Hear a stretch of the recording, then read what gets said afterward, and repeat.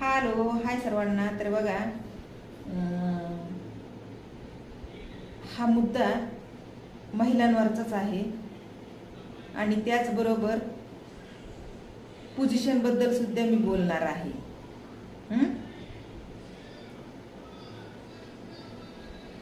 खास करून पोझिशन कोणत्या वयात कोणत्या पद्धतीने आवडतात महिलांना, गरजेचं आहे जाणून घेणं बरं का.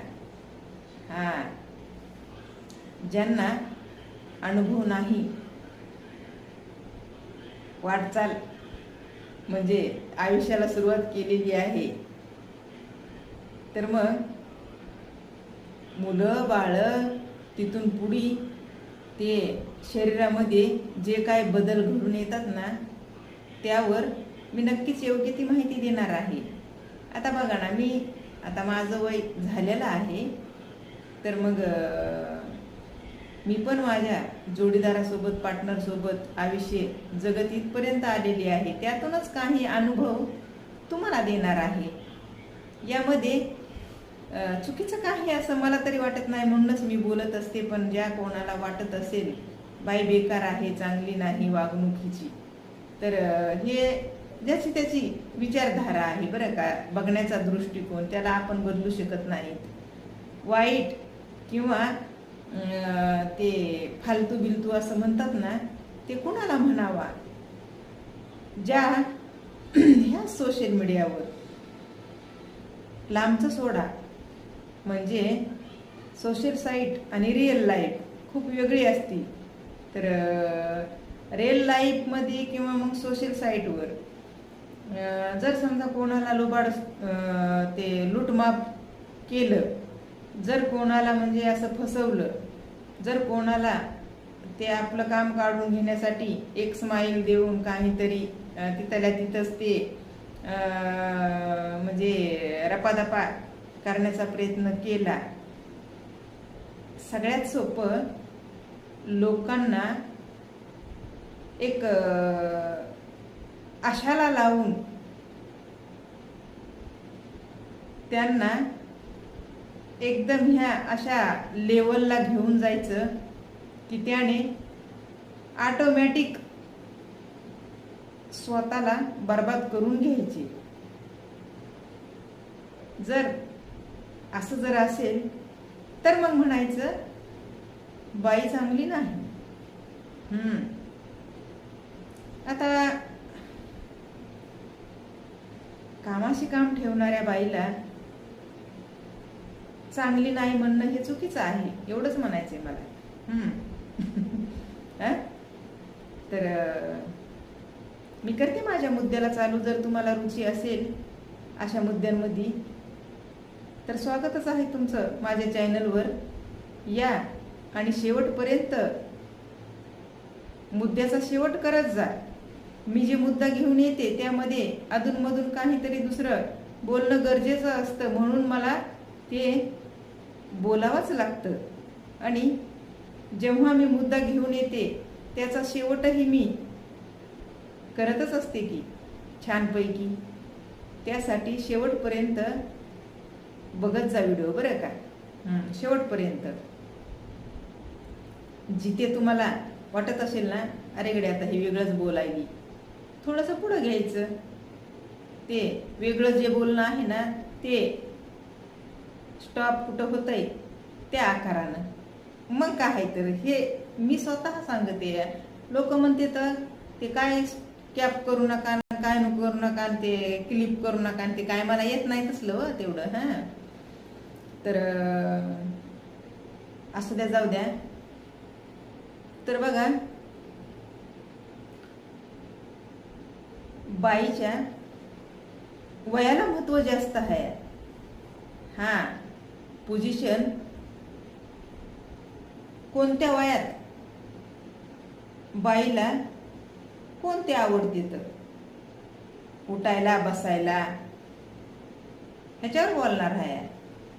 चुकीचं काही ह्या युट्यूबवाल्यानं तर समजूच नाही. आता जर काही कुठलं चुकीचं नाव घेऊन अश्लील शब्द वापरला तरच मग माझ्या चॅनलला आता ढवळाढवळ खवळाखवळ काय करायची ती करावा, बरोबर. तर बघा, जेव्हा मूल बाळ नसतं महिलेला, म्हणजे मुलीच्या रूपात असते महिला, अगदी 25 वर्षाची असू द्या, तिला जर मूल नाही झालेलं असेल तर ती मुलगीच म्हणायचं ना. मुलगी म्हणा की महिला म्हणा, काय हरकत नाही. पण जेव्हा तिला मूल बाळ नसतं ना, तेव्हा तिचं पोझिशन कसंही असू शकतं, कसाही ती आनंद घेऊ शकते, कसाही. तर जेव्हा एकदा एखादं मूलबाळ होतं ना, त्यानंतरच खूप काही बदलतं बरं का, खूप काही बदलतं. ज्या लोकांनी नव्यानं म्हणजे आताशी संसाराला सुरुवात केलेली आहे ना, त्यांच्यासाठी खास महत्वपूर्वक हा मुद्दा आहे. वाटचालीला तुमच्या सपोर्ट होणार आहे. तर बघा, एखादं मूलबाळ जर झालं तर त्यानंतर त्या महिलेच्या शरीरामध्ये जे अवयव असतात त्यांचा जन्म म्हणजे पुनर्जन्म झाल्यासारखा होतो, प्रत्येक अवयवाचा शरीरामधल्या.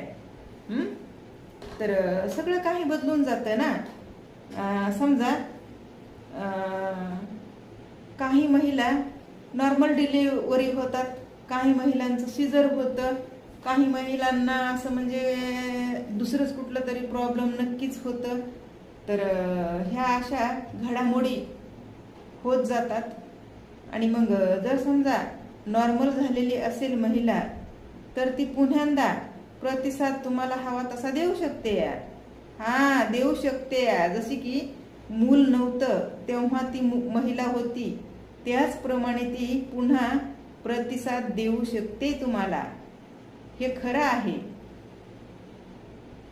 तर जर एखाद्या महिलांचं असं म्हणजे सीझर होतं ना, तेव्हा सगळं काय बदलून जातं बरं का. ज्या महिलांचं सीझर झालेलं असतं, पहिली गोष्ट त्यांना ते डिलिव्हरीमध्ये ना त्यांच्या त्या वात्या म्हणतात त्याला काही हालचाल करायला जमत नाही. डिलिव्हरी होतं ना, तेव्हा बाळ बाहेर आल्यावर ते पोट खाली खाली होतं आणि ते पोट सुटलेलं असतं ना, त्यामुळे त्याचा चमडा खूप मोठा असा म्हणजे पांगलेला असतो, पोटाचा चमडा. तर ते मिळवण्यासाठी काय करायचं असतं माहिती आहे का, डिलिव्हरीमध्ये असं त्याच्यातली घाण जी आहे ना, घाण असते पोटामध्ये, ती पूर्णपणे अशी हे करून काढायची असते आणि पोट बांधून घ्यायचं असतं. हे असं काही पुन्हा ते करता येत नाही सीझर झाल्यामुळं. पोटाला धक्का लावता येत नाही, त्याच्यानं ते वात्या जास्त वाढत जातो आणि मग पोट मोठं दिसतं आणि ते महिलांचा आकारच बदलून जातो. महिलाच कदाचित अशी म्हणजे मोठी मोठी वाटते, दिसते आणि तिला जे सुख घ्यायचं असतं त्यामध्ये सुद्धा खूप बदल होतात. तिला हवं तसं सुख घेता येत नाही आणि तिच्या जोडीदाराला ते हवं तसं सुख देताही येत नाही. पोझिशन म्हटलं तर असं एकदम साफ, किंवा मग आता समजा हे टेबल आहे, ह्या टेबलवर असे हात ठेवले आणि त्याच्या पुढचं तुम्ही समजून घ्या. आता इथं माझ्यासमोर टेबल आहे, तर ह्या टेबलवर मी हात ठेवले तर खुर्चीत बसून नाही, उभा असताना. तर हे पोझिशन खूप योग्य आहे सीझर झालेल्या महिलांना.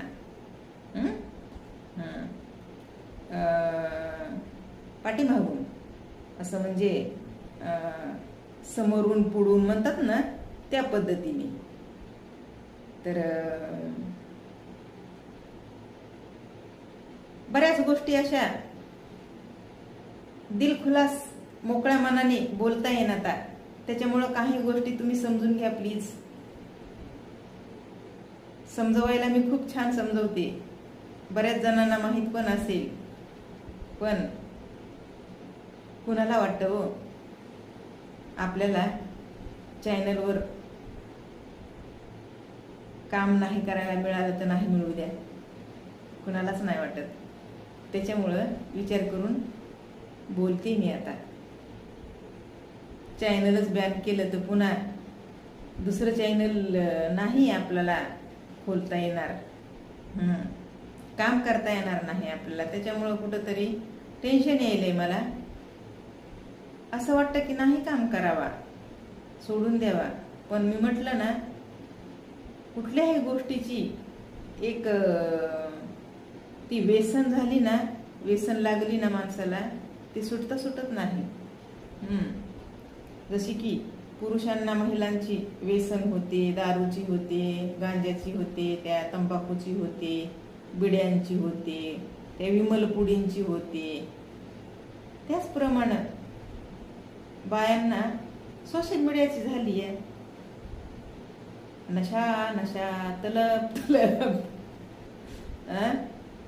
तर मग ज्या महिलांचं नॉर्मल डिलिव्हरी झालेलं आहे ना, ती महिला तुम्हाला कितीही मुलं जन्माला घालू द्या, तिनं ती वय तिचं अगदी माझ्या इतकं झालं ना, तरीही ती पेलते बरं का, म्हणीन तसं. आता ह्याच्यामध्ये काय आहे, बरोबर आहे ना. म्हणीन तसं पेलते ती, कारण की तिच्यामध्ये तेवढा स्टॅमिना असतो, एनर्जी असते तिच्यामध्ये. असं प्रत्येक महिलांमध्ये म्हणायचं नाही मला, माझ्या वयातल्या महिलांमध्ये पण ज्या महिला आकर्षित, त्या तुम्ही समजून घ्या ना, मादक असतात ना, त्या महिला पेलतात बरोबर अगदी योग्य पद्धतीने, म्हणीन तशा पोझिशनवर. कळलं काय? आणि खास करून अजून एक महत्वाची गोष्ट, ती म्हणजे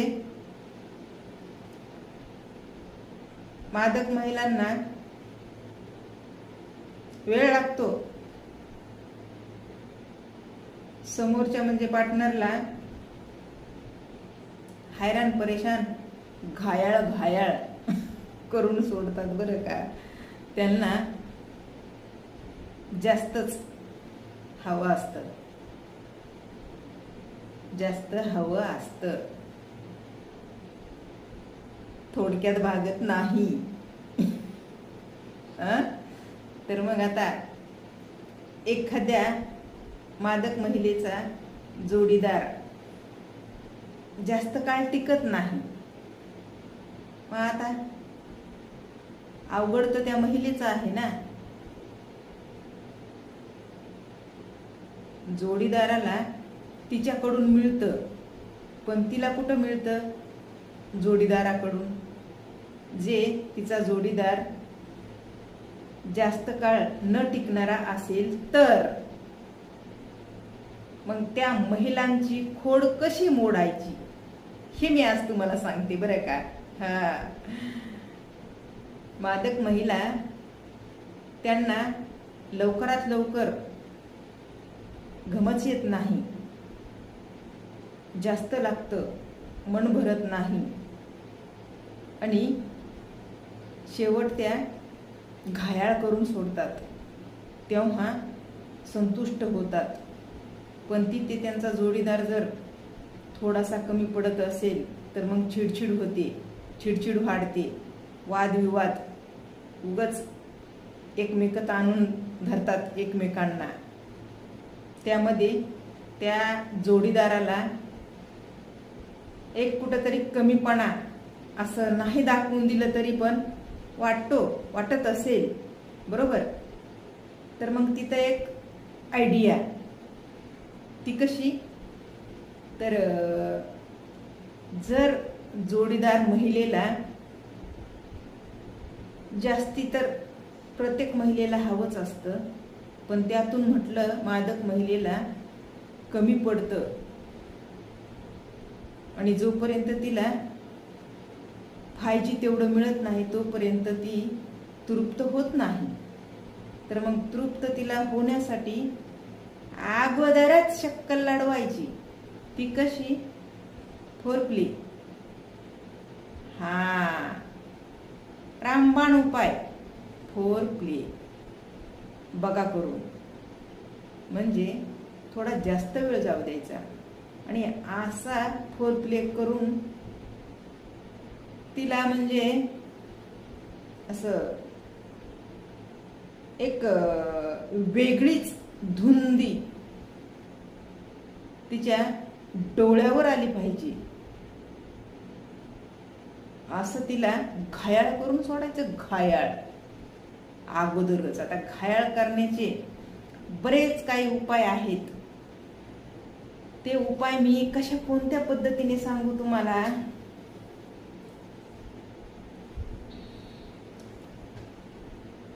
शरीराचे मेन अवयव जे असतात ना, तिथे टच करत राहायचं.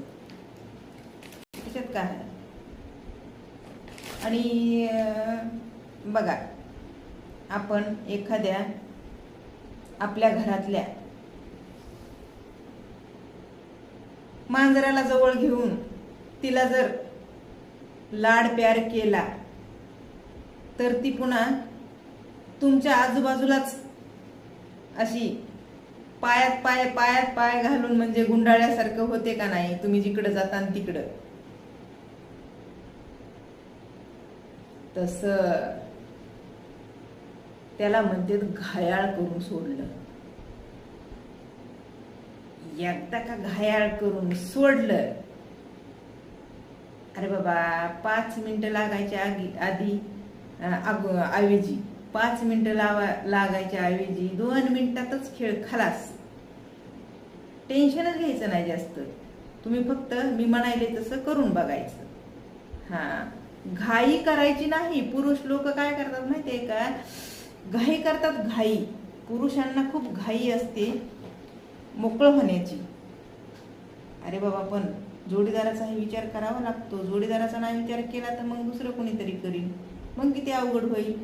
अरे बाबा, आता हे म्हणायला म्हणलंय मी दुसरं कोणीतरी करीन, पण त्या तुमच्या जोडीदार महिलेनं कुठपर्यंत सहन करायचं? कुठपर्यंत? कदाचित असं होऊ शकतं दुसरं कुणीतरी काही ठिकाणी, सगळ्या नाही, पण कशाला उगाच त्या दुःखाला आवतं न द्यायचं? नाही द्यायचं. तर पुरुषांनी जे पटकन मोकळं होण्याचा विचार त्यांच्या मनात असतो ना, ते मनातच आणायचा नाही, तरच तुम्ही टिकणार आहोत. थोडा वेळ जास्त. आणि जर आधीच तुमच्या मनामध्ये असलं ना, मग तुमचं अवघड होतंय. कावा मोकळं होऊन जाता ना, तुम्हालाच कळत नाही. बसा मग मनगटावर तेल ओतून. काय थांबा, खुर्ची महाग घेते जरा. बसाय नाही तर हे बघा, हे अशी खुर्ची वाजायली आहे. तर थोडं कंट्रोल करायचं पुरुषांनी. अगोदर त्या जोडीदाराबद्दल तर तुम्हाला माहिती असणारच आहे ना, की तुमचा जोडीदार किती टाइम घेतोय, किती टाइमात ते मूडमध्ये येतोय, किती टाइमात ते आपल्याला सपोर्ट करतोय, किती टाइमात स्वतःही तृप्त होणार आहे.